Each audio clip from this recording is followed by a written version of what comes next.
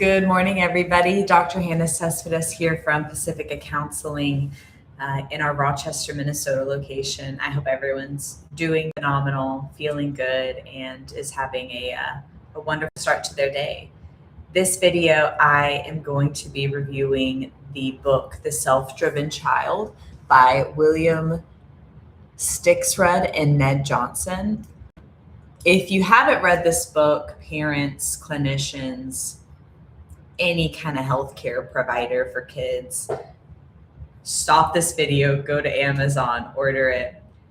I originally picked up this book because of my work as a therapist, and I tend to at times occasionally work with kids and teens, and I wanted to familiarize myself more with the framework that the authors are representing on motivation, especially because I've got 3 young girls and they're young, all under 6 years old. And so the teens and kids I'm working with are older. And so I just wanted to learn more. I truly didn't expect too much from it. But something happened while I was reading it. And I started the book again from this professional standpoint. And somewhere along the way, it became deeply personal for me.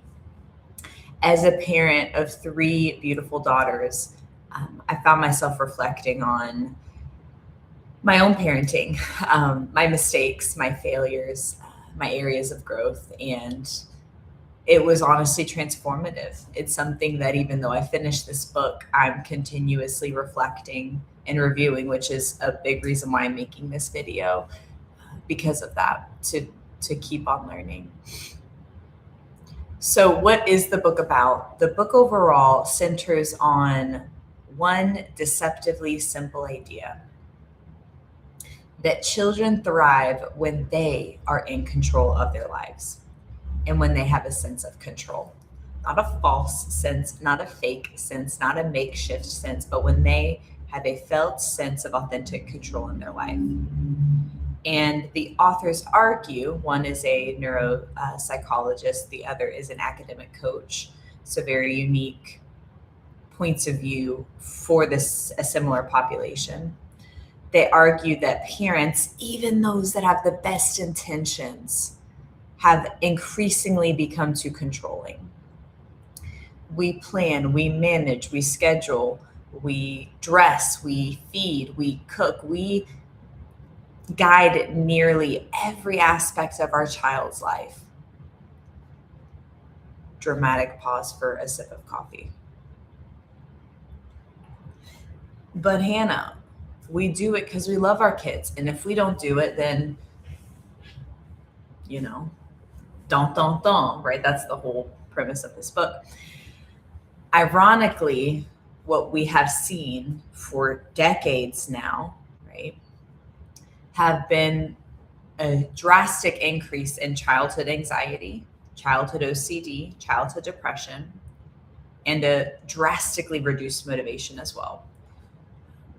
What children truly need, this book argues, is not perfectly managed lives, but it is the opportunity to feel ownership over their choices, over their growth, and over their experiences overall. And again, I'm preaching to the choir here, guys. This book caught me out of nowhere, sharing some of these reflections in depth. One of the first ideas that really stood out to me in the book is the predator brain. And as a retired athlete, college athlete, as someone who likes to maintain activity, and as for myself, I'm pretty competitive. So, this idea of predator brain kind of locked me in right away. And the authors explain that our brain shifts depending on whether we feel threatened or whether we feel capable. When we feel threatened, we feel more like the prey, right? Think of the lion and the gazelle in the African plains. One is obviously the predator, one is obviously the prey due to biological factors and ecological factors. When we constantly feel evaluated, judged, under pressure, we feel a weight, we feel a scrutiny, we feel a criticalness, and thus prey brain kicks in. It's all about survival. It's all about just trying to survive. We're trying to not fall, we're trying to not fail, we're trying to not be embarrassed, we're trying to not be judged, but we're trying to not be a lot of things. We're not thinking about what we do want to be. And so one of the arguments is that kids in our society today are pushed by parents, by school teachers, by coaches, by the whole system, the whole world, truly, to be in prey brain, to always be trying to keep afloat. Guys, it's really hard to keep afloat when you've got your life, your whole day planned for you. You are told when to wake up. You are told what to wear. You are told when you have to go to school. You're told what to eat for breakfast. You're told how you're going to get to school. You're told what to do at school. You're told how, you need what you need to do when you come home. You're told what sports you're going to do. You have no space for creativity, for flexibility, for silence, for curiosity. It is very hard to exist in prey brain long term, but unfortunately, this correlates significantly to our kids and their suffering with anxiety, with depression, even, and low motivation, low cohesion, a lack of interpersonal skill development, things like that. And if you think about the kids today, they are in prey brain a lot. They're constantly being evaluated for their grades, their tests, how they show up, when they show up, social comparison, social media. That's a whole other topic. But when we shift into predator brain, or if we could teach our kids about predator brain, something very different happens. Instead of just surviving, we begin to pursue challenges. We become explorers. We become problem solvers. That's when the curiosity and the motivation and this sense of wonder can come back into the child's life. And I really love this concept because it's almost like neuroscience made simple, that the real goal isn't about perfection or constant success. It's not Harvard or nothing. It's engaging the process of conquering challenges. And I want to raise children that are conquerors, that conquer their goals, that conquer every obstacle in front of them, and who have a sense of self and control, knowing that they can do that rather than fearing how they're being perceived as they're doing that. This shifts a little bit more into the second idea of the process over the outcome. The book shares some examples on parents who quite literally were telling their kids Harvard or nothing, Ivy League or nothing. You've got to take these SATs, ACTs, and get the highest score possible, or else you can't go to an Ivy League. And if you can't go to an Ivy League, then why are we even here? Why are we existing? Is sort of the message behind that, rather than reflecting back that, truly some of the world's greatest leaders and thinkers aren't always Harvard grads, certainly not undergrad, that the vast majority of very successful people and very financially successful people in the world don't go to an Ivy League. They're like mutually exclusive at times.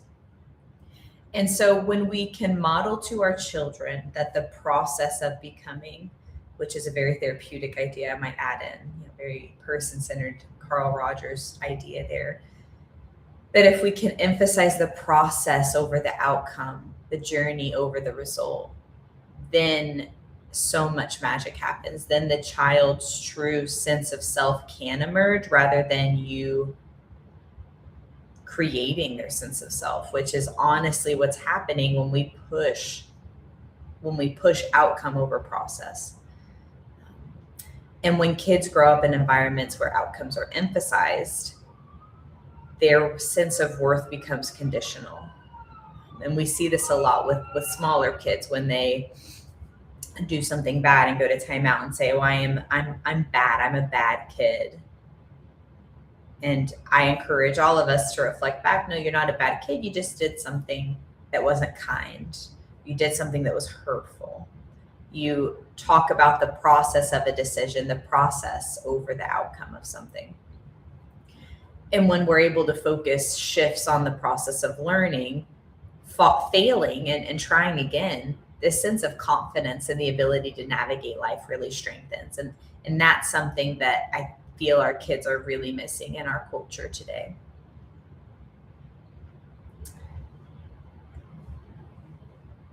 Are definitely missing in our culture today, this sense of like, I can do this sense that when something difficult happens, we tell ourselves, well, this is hard, but I can do hard things. So let me try. Versus, I can't do it. This is too hard.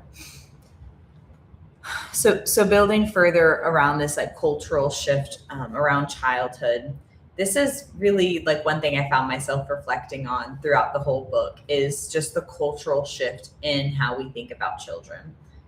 Back in the day, thinking about children was highly scrutinized. It was to be seen and not heard was the best parenting skill, that or parenting tip, right? We would let our parents know. Children were expected to be compliant, to be quiet, to be obedient, and not necessarily to develop a strong sense of agency or voice, especially young girls for that matter. And while today's culture has shifted to be away from that model in a lot of ways, we're sometimes replacing it with something just as problematic, a performative culture. A performative culture in which we love our kids. Our whole weekend is spent for our kids, but we're yelling and scrutinizing and evaluating and telling them what to do with their time every step of the way and focusing on how they did it rather than how they felt while they were doing it or even if they enjoyed it at all. So instead of being silent, obedient, children oftentimes feel the pressure to have to just be the best now. And it's no wonder why kids begin to define themselves by grades and by accomplishments. Stepping back a little bit, it's not uncommon from a neurobiological perspective for kids to have a strong affinity and attachment to a sport, to a subject matter, to a hobby. And they can become quite enmeshed in it and ingrained in it. And to a degree, define themselves by it.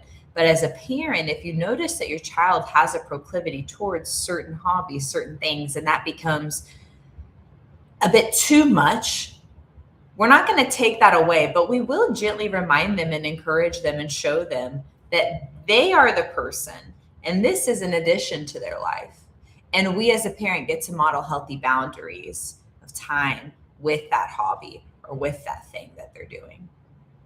So their identity doesn't become that thing. And because if that thing is to lose itself, perhaps that thing is gymnastics and that child tears their ACL and they can no longer do that sport. So who are they, right? Well, if we did our job effectively from the beginning, they would still be them with a torn ACL and they would miss the sport, but they wouldn't be missing a crucial piece of their identity. They would be missing a hobby. They would be missing a passion area. Very different than an identity threat, let alone the stress that is just avoided because of it. Another small but very important detail in the book that is so underrated is movement and emotional health. That movement in its Latin translation, one of the Latin derivatives, literally means an idea surrounding movement. Emotion means something like the ability to be in fluid movement of some kind. And absolutely emotional development for our kids is directly tied to movement, to exploration, play, physical activity, cognitive engagement with the world. It's a reason why we see kids who grow up outdoors or on farms or that have access to nature have have higher quality of life outcomes, can have higher sense of confidence and sense of selves, let alone they also tend to score more intelligent as well on different examinations. And kids need the freedom to move through these experiences, not necessarily a worksheet in front of them, let alone a tablet in front of them all day long, even in the school. When the child's life becomes overly structured, focused on studying, focused on reading, focused on having to do the thing and sit still, when that is the main area of life, or when that is the vast majority of the day, when that takes up the most space, that can also lead to very negative outcomes, intense stress. I even think that goes into some identity features as well. And something as simple as having movement time with your kids, getting up, going on a walk. I'm in Rochester. It's 32 degrees today, but we will be going on a walk this evening together because I know that movement is healing for myself, for them, and then for our relationship as well. And so as a therapist and as a parent, my reflection reading this book reminded me that child isn't meant to be a perfectly engineered process, that it is beautiful to have big goals and big dreams for your kids. It's important to believe in them and to have a vision for their future. But it's also, more than anything, their childhood is meant to be a time of discovery, where kids gradually develop a sense of who they are and how they interact in the world.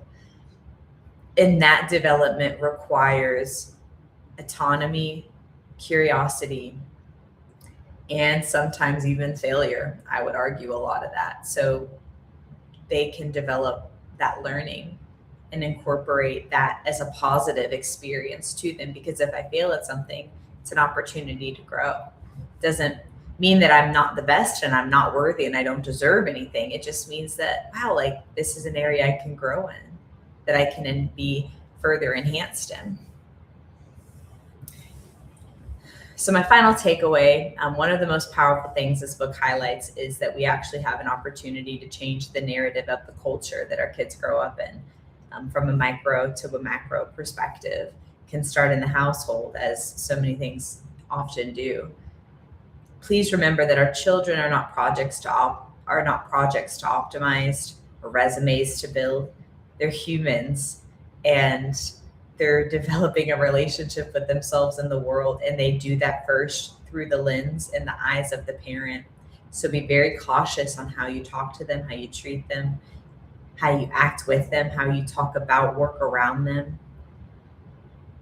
Because when we give them opportunities to engage with the world, to explore, to ask the waiter a question, to order their own food, to pick their own clothes,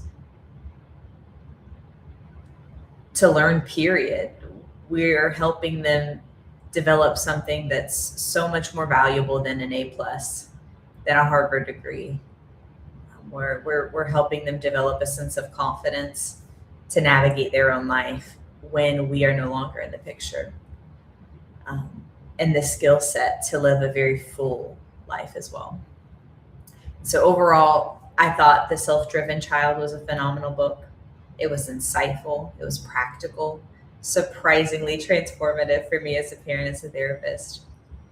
And if you read it, I would love to hear what stood out to you, what questions you have. If you're interested in more reviews on psychology and parenting, let me know. Feel free to subscribe to my channel. Let me know what you guys are wanting more of. I'm thinking of diving into some more abstract stuff after this, but I definitely want to meet the needs. So thanks, guys. Definitely check out this book.